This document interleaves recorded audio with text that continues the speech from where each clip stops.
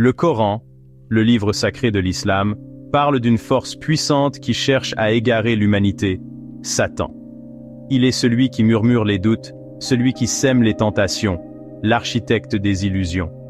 Son règne n'est pas celui de la force brute, mais d'une tromperie subtile, un empoisonnement lent et insidieux du cœur et de l'esprit.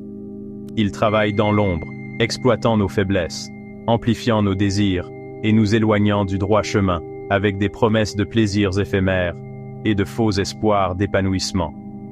Le Coran nous met en garde contre la vraie nature de Satan, le révélant comme un ennemi qui cherche à nous piéger dans sa toile de mensonges. Il est l'incarnation de l'orgueil et de la désobéissance, ayant refusé de se prosterner devant Adam, le premier humain, par arrogance et par envie. Sa rébellion contre Allah, le seul vrai Dieu, a conduit à son expulsion du paradis et à son vœu éternel d'égarer l'humanité.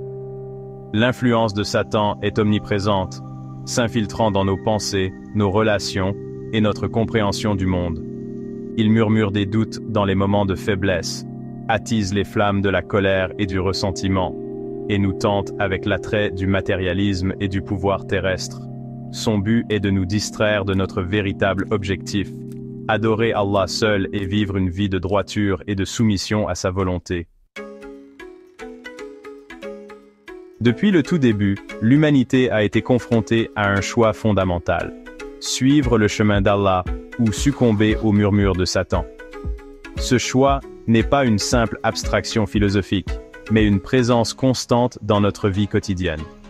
Chaque décision que nous prenons, chaque action que nous posons, chaque pensée que nous entretenons, reflète notre allégeance dans cette lutte cosmique entre la vérité et le mensonge, la guidance et la tromperie.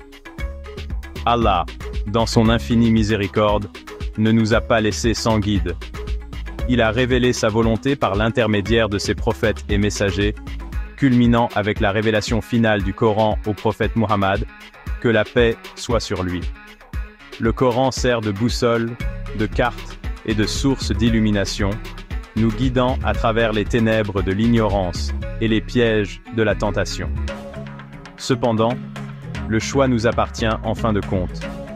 Allah nous a dotés du libre arbitre, la capacité de choisir entre le bien et le mal, de résister à la tentation ou d'y succomber. Ce don du libre arbitre est un témoignage de l'amour et de la justice d'Allah, car il nous permet de gagner son plaisir par nos choix conscients et nos actions. Le Coran souligne que nous sommes responsables des choix que nous faisons et que nous en serons tenus responsables le jour du jugement. C'est un rappel brutal que nos actions ont des conséquences, à la fois dans cette vie et dans l'au-delà. Satan est un ennemi rusé et patient, expert dans l'art de la tromperie. Il comprend la psychologie humaine, exploitant nos faiblesses et nos vulnérabilités pour nous égarer.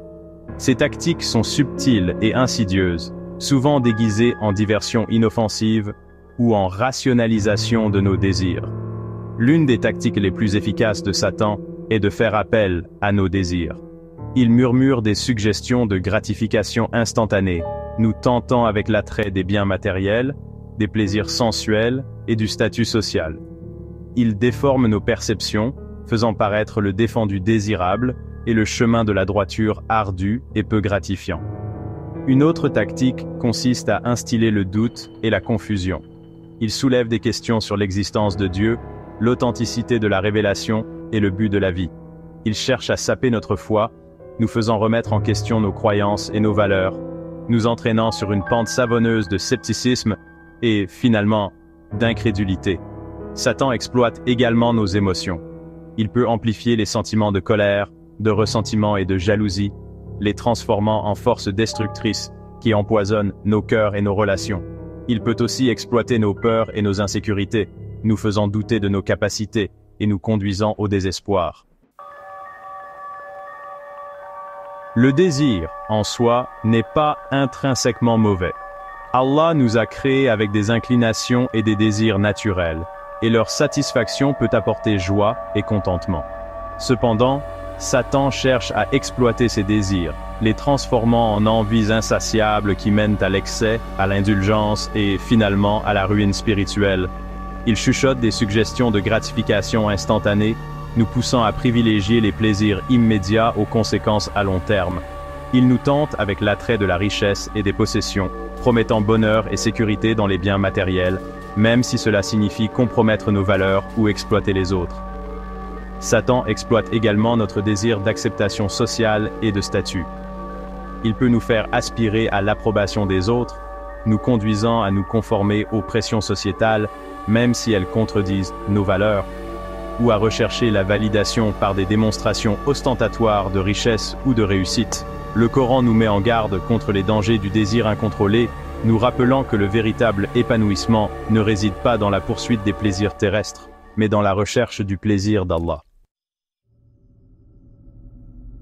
Satan est le maître des fausses promesses.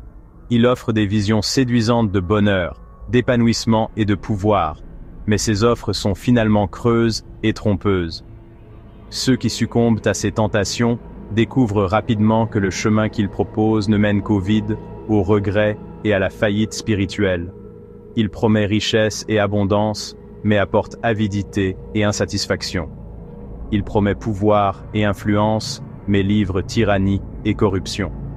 Il promet liberté et libération, mais asservit au désir et aux chaînes du péché. Le Coran expose la vacuité des promesses de Satan, nous rappelant que la vraie richesse réside dans le contentement et la gratitude, le vrai pouvoir dans la droiture et la justice, et la vraie liberté dans la soumission à la volonté d'Allah. Ceux qui courent après les plaisirs éphémères de ce monde se retrouveront les mains vides le jour du jugement. Leur quête de gain matériel aura été vaine, et ils feront face aux conséquences éternelles de leur choix. Les murmures de Satan peuvent sembler inoffensifs au premier abord, de simples suggestions ou des pensées fugaces. Cependant, s'ils ne sont pas maîtrisés, ils peuvent prendre racine dans nos cœurs, se transformer en doute, en désir et, finalement, en action destructrice. Comme une petite graine qui se transforme en un arbre puissant, les murmures de Satan peuvent avoir un impact profond sur nos vies si nous leur permettons de prendre racine. Il peut commencer par murmurer des doutes sur notre foi, remettant en question l'existence de Dieu ou l'authenticité de la révélation. Il peut ensuite nous tenter avec des transgressions apparemment mineures, les rationalisant comme des plaisirs inoffensifs ou des crimes sans victime. Graduellement, il abaisse nos inhibitions, nous rendant plus sensibles à son influence et plus susceptibles de commettre des péchés plus graves. Le Coran souligne l'importance de protéger nos pensées et de chercher refuge auprès d'Allah contre les murmures de Satan. Il nous encourage à accomplir de bonnes actions, car les actes d'adoration et de bienveillance peuvent purifier le cœur et renforcer notre détermination face à la tentation. Alors que Satan cherche à nous égarer, Allah, dans son infinie miséricorde, nous a fourni les conseils et le soutien dont nous avons besoin pour naviguer dans les défis de la vie et résister aux murmures du trompeur. Il a révélé sa volonté par l'intermédiaire de ses prophètes et messagers, culminant avec la révélation finale du Coran. Le Coran sert de phare, éclairant le chemin de la droiture et fournissant des conseils clairs sur tous les aspects de la vie. Il nous enseigne la nature d'Allah, ses attributs et ses attentes envers nous. Il décrit les principes de la foi, du culte et de la moralité, fournissant un cadre pour vivre une vie pleine de sens et de but. Le Coran nous fournit également des exemples tirés de la vie des prophètes et des messagers qui ont affronté leurs propres épreuves et tribulations tout en restant fermes dans leur foi et leur obéissance à Allah.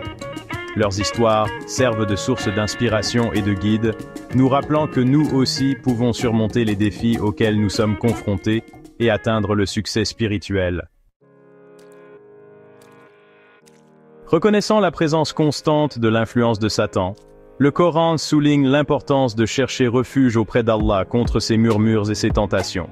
Il nous rappelle que nous ne sommes pas seuls dans cette lutte et qu'Allah est toujours là pour guider et protéger ceux qui se tournent vers lui sincèrement. Chercher refuge auprès d'Allah n'est pas un acte passif, mais une quête active de sa protection et de ses conseils. Cela implique de se tourner vers lui dans la prière, de rechercher son pardon et de s'efforcer de vivre conformément à sa volonté. Cela signifie reconnaître nos faiblesses, admettre notre dépendance à son égard et placer notre confiance en son infinie miséricorde et sagesse. Le Coran nous fournit des invocations spécifiques pour chercher refuge auprès d'Allah contre Satan, tels que les versets de la sourate An-Nas et de la sourate Al-Falaq.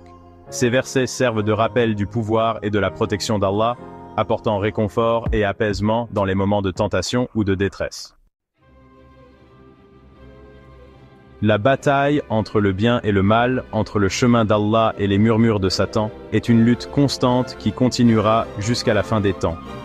Cependant, le Coran nous assure que la victoire ultime appartient à Allah, et que ceux qui restent fermes dans leur foi et leur obéissance à lui seront récompensés par la béatitude éternelle au paradis. Le Coran décrit le paradis comme un royaume d'une beauté et d'une sérénité inimaginables, où tous les désirs sont exaucés et où il n'y a ni douleur, ni chagrin, ni mort. C'est une récompense qui dépasse de loin tout plaisir éphémère ou gain matériel que Satan peut offrir. Bien que le chemin de la droiture puisse parfois être difficile, le Coran nous rappelle qu'Allah est avec ceux qui sont patients, constants et sincères dans leurs efforts. Il ne nous chargera pas au-delà de nos capacités et nous fournira la force et les conseils dont nous avons besoin pour surmonter les défis auxquels nous sommes confrontés.